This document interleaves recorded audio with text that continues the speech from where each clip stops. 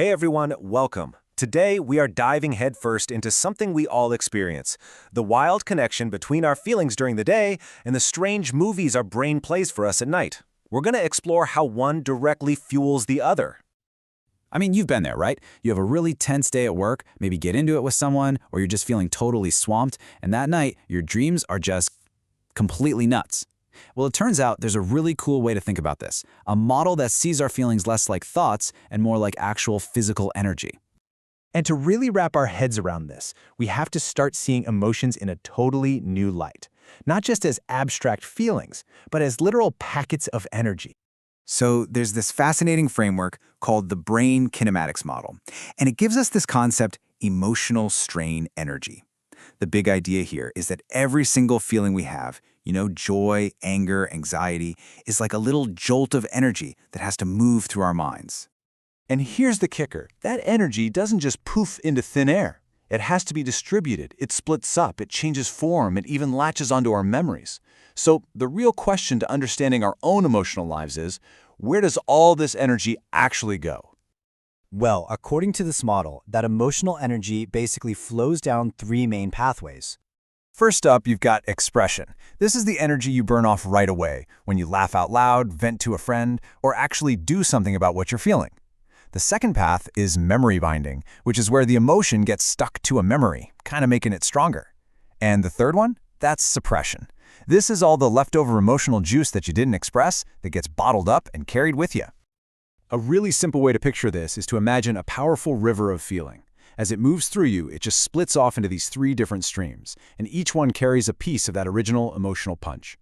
But here's where it gets really cool. The amount of energy flowing down each of those streams isn't set in stone. Nope. It changes, and it changes a lot based on the kind of day you're having. Okay, so check this out. On a pretty normal, balanced day, most of our emotional energy, we're talking a big chunk, somewhere between 40 and 70%, it flows right into expression. We talk, we act, we get it out. That leaves a smaller bit for our memories and a pretty tiny amount that actually gets suppressed. But now, look what happens when you're under stress. Maybe you're biting your tongue in a meeting or just trying to keep it together. All of a sudden, your expression channel just tanks, and instead, that suppressed energy just skyrockets. We're talking up to 50%. So what you end up with is this huge backlog, this reservoir of unprocessed emotional energy. All of that feeling is just sitting there, bottled up tight, and it is desperately looking for a way out. So where does all that pent-up energy finally go to get processed?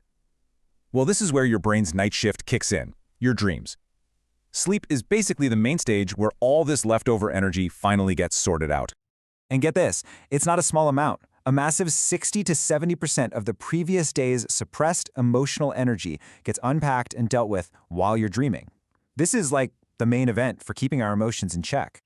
I just love this way of thinking about it. Sleep isn't some passive waste bin where you just dump all the mental junk from your day. It's an active, powerful reduction chamber.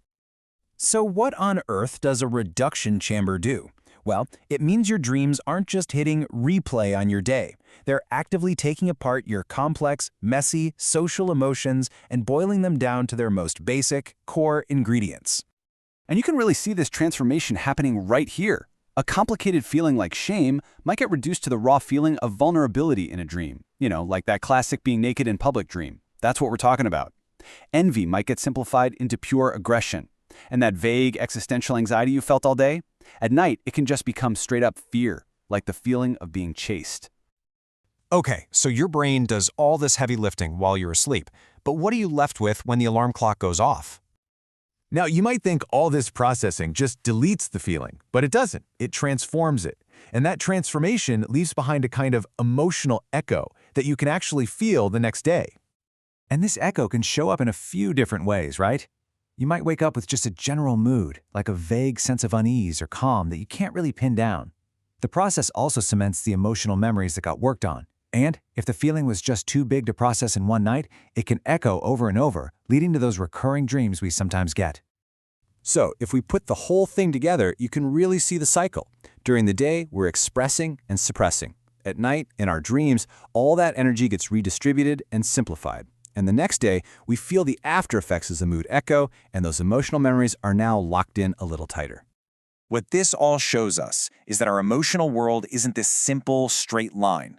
It's a constant, flowing, cyclical journey that moves between our waking and dreaming selves, always trying to redistribute and balance out this fundamental emotional energy.